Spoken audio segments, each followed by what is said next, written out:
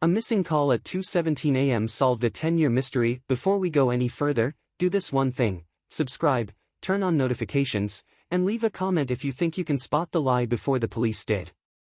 Because once you step into this case, there's no turning back. At 2:17 a.m., a phone rang in a quiet Georgia town where nothing ever happened after midnight. No bars. No traffic. No reason for anyone to be awake, except someone was. And whoever made that call never spoke again. 10 years later, that unanswered call would rip open a case everyone believed was dead. The town of Ashford slept early and hard. It was the kind of place where porch lights stayed on all night and doors were left unlocked out of habit, not carelessness. At the center of it all lived Emily Carter, a 22-year-old former beauty queen turned high school teacher. She was known for her sharp wit, her kindness, and the way she could make a room feel lighter just by walking into it. On the night she disappeared, she had finished grading papers, watched a late movie, and sent a few casual texts to friends. Nothing urgent. Nothing alarming. By morning, Emily was gone. Her car was still parked outside her house. Her purse sat on the kitchen counter. Her phone charger was plugged in, but her phone itself was missing. There were no signs of forced entry. No broken windows. No struggle. It was as if she had simply stepped outside for air and vanished into the dark. Police searched nearby woods, fields, abandoned buildings. Volunteers combed miles of land. Dogs lost the scent almost immediately. Days turned into weeks, weeks into years. Leads dried up. Rumors took their place. Some said she ran away. Others whispered about someone she trusted too much. Eventually, the town learned to live with the absence, even if it never stopped hurting. The case went cold. But cold cases don't mean quiet ones. They sit. They wait. A decade later, a new investigator reopened Emily's file, not because of new evidence, but because of unfinished questions. One detail had always bothered him. Emily's phone records showed no activity after midnight. No calls. No texts. Nothing. Yet friends insisted she never went to bed without checking in. She was cautious. Predictable. Methodical. So the investigator did what no one had bothered to do before. He requested a deeper audit of the phone data, not just calls made, but calls attempted. Pings. Partial connections. Failed logs. That's when the timestamp appeared. 2:17 a.m. An outgoing call. Less than 6 seconds. No voicemail. No completed connection. Just a digital trace that shouldn't have existed. The number wasn't saved in Emily's contacts. It wasn't a close friend. It wasn't family. It belonged to someone local. Someone Emily knew. When detectives tracked down the owner of the number, they found a man who hadn't spoken publicly about Emily in 10 years. He had attended the same social circles. Shared mutual friends. He claimed he barely remembered her. Said the call must have been an error, a pocket dial, nothing more. But phone records don't lie the way people do. The call wasn't random. It wasn't accidental. It was placed deliberately, and it was placed at a moment when Emily should have been asleep, or in trouble. As investigators dug deeper, they noticed something else. In the weeks after Emily vanished, several people close to her abruptly left town. One stopped answering calls. Another changed jobs, moved states, and cut ties without explanation. At the time, no one questioned it. People grieve differently, they said. People panic. People run. But fear has patterns. Interviews resumed. Old conversations were replayed. Stories that once aligned now contradicted each other in small but telling ways. Someone remembered Emily arguing with a friend weeks before she disappeared. Another recalled seeing her car in a place it shouldn't have been days earlier. A former classmate admitted, after years of silence, that Emily had confided in her about something serious, something she was afraid to report. The case was no longer cold. It was alive, breathing, and pointing inward. Then came the discovery that changed everything. Investigators obtained a search warrant for a property owned by one of Emily's former acquaintances, a place that had never been searched because it didn't seem relevant back then. Behind the house was a locked storage area that had remained sealed for over a decade. The owner claimed it hadn't been opened in years. When police finally cut the lock and pulled the door open, they weren't prepared for what they found inside. Because hidden beneath layers of dust, forgotten boxes, and time itself, was something that proved Emily hadn't just disappeared. She had been silenced. And the person responsible had been hiding in plain sight the entire time. The storage unit was emptied piece by piece, catalogued under harsh white lights while the town watched from a distance. Police didn't release details, but word traveled faster than any official statement ever could. What they found wasn't a body. It was worse in a different way: personal items. Emily's scarf. A notebook with her handwriting. A broken phone case that matched the one in her graduation photos. Proof she had been there. Proof someone had lied. The owner of the property, Ryan Keller, was brought in for questioning within hours. He had been a familiar face back then, a substitute teacher, a friend of friends, the kind of person who always seemed to be around but never at the center of anything. 10 years earlier, he'd told police he barely knew Emily. Now, confronted with her belongings, his story shifted. He said she'd stopped by late one night, upset. He said she left on her own. He said he panicked afterward and didn't know why he kept her things. None of it explained the call at 2:17 a.m. Detectives pressed harder. They laid out the phone records, the timestamps, the inconsistencies. Ryan's voice tightened. His answers slowed. He asked for water more than once. When asked directly why Emily would call him in the middle of the night, he stared at the table and said nothing for nearly a full minute. Then he said, "She was scared." That single sentence changed the tone of the room. According to Ryan, Emily had been under pressure, threatened, manipulated, pushed into silence by someone she trusted.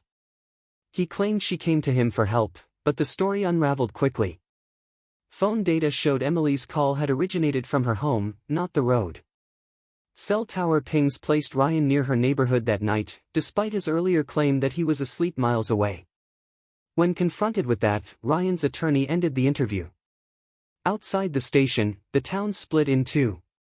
Some believed Ryan had finally been caught. Others argued there still wasn't enough. Emily's parents said nothing. They had learned the cost of hope the hard way.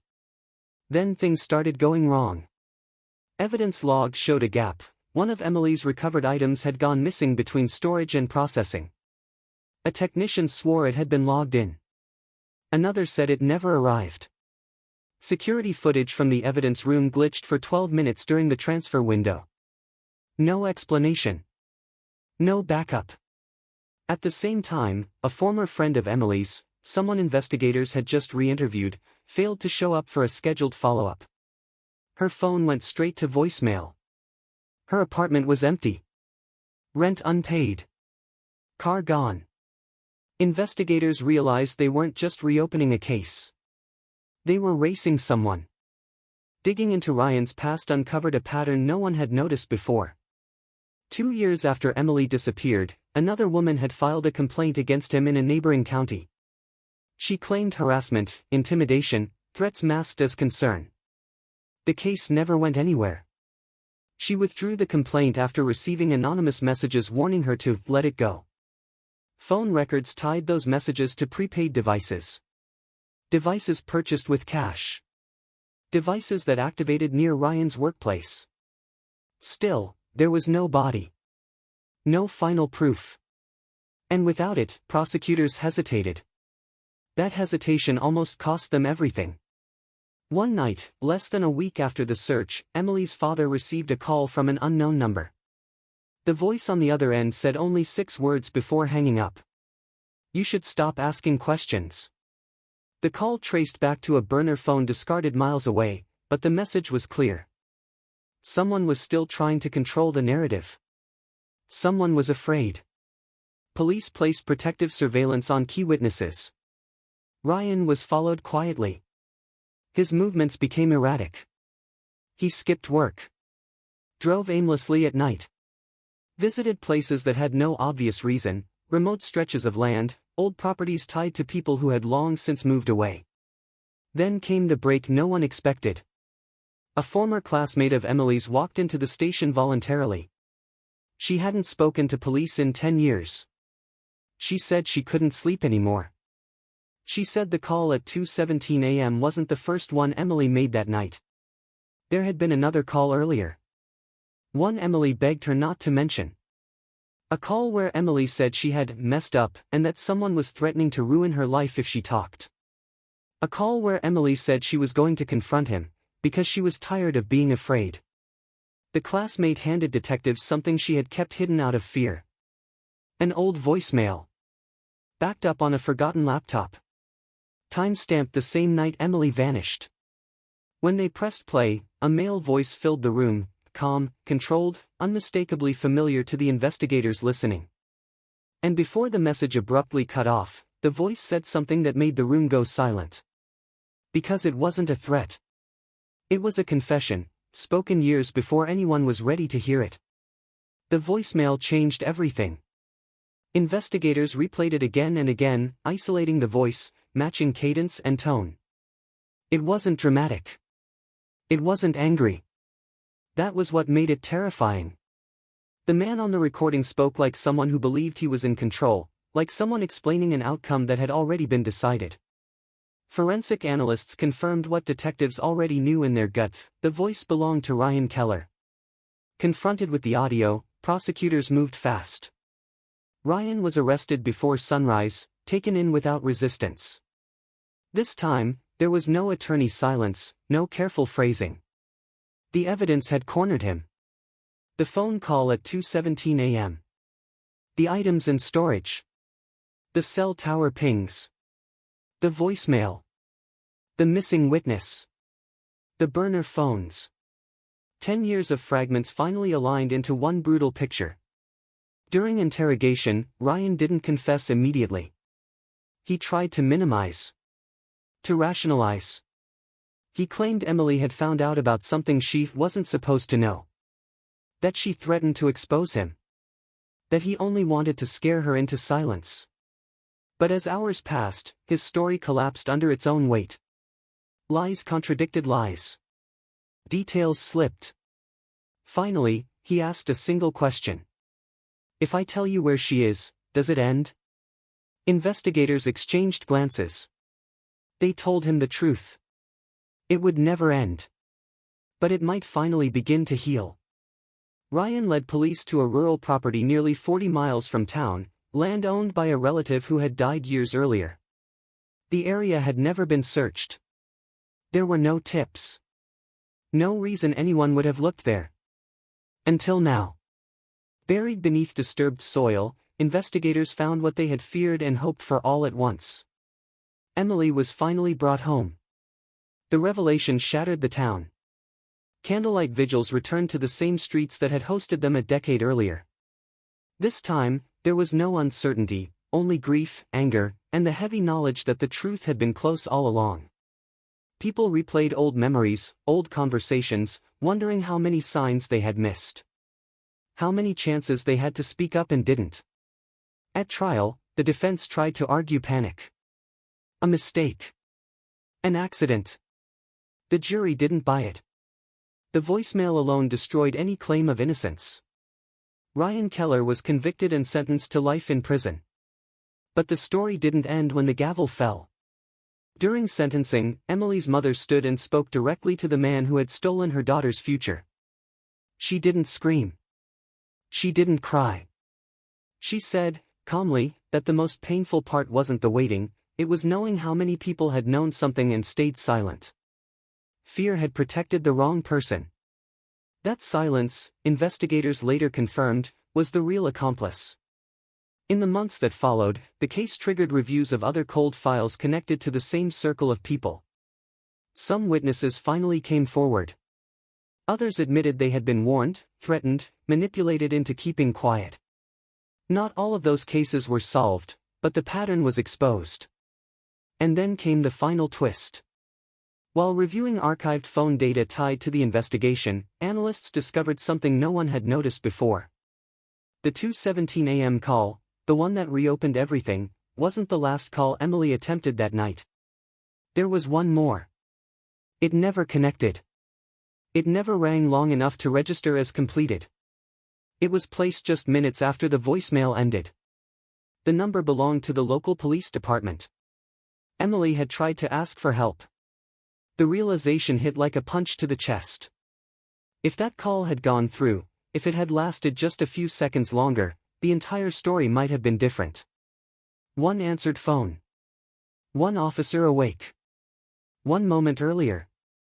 Instead, 10 years passed. Today, Emily's case is taught in criminal justice programs as an example of how overlooked data and unchallenged silence can bury the truth. The call at 2:17 a.m. is now a warning, a reminder that answers don't always scream. Sometimes they whisper, waiting for someone to listen. And somewhere in a prison cell, a man who thought time would erase his crime now lives with the knowledge that it was a single missed call that destroyed him. If this story pulled you in, the next one will haunt you even more. Subscribe, because some cases don't stay buried, no matter how deep the silence goes.